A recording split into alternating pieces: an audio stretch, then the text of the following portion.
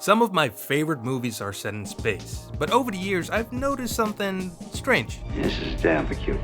And now I'm gonna talk about it because frankly it's driving me nuts. We all know that every spaceship in sci-fi shows and movies have some sort of artificial gravity on board, right? I mean, they have to. It keeps your stuff from floating around, and it's a lot cheaper to film people walking around on the floor instead of them flying around a bridge.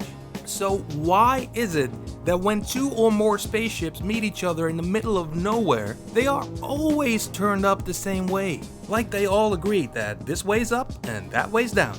Now in the case of, let's say, Star Trek, this could be explained by the way Starfleet designs their ships. They were all built by one organization, kind of like how Apple has Siri built into their phones. Hey Siri,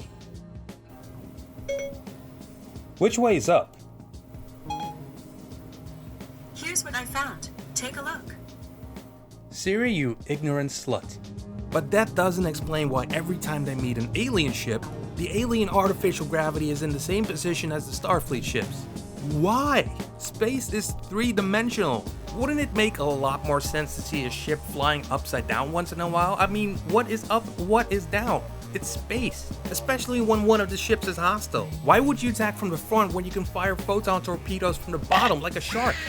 In all my years of watching sci-fi, I've never seen the artificial gravity in a different way. The only explanation would be that the gravity plates from every single sci-fi movie or show are made by one guy. That's right. And I says, this way's up.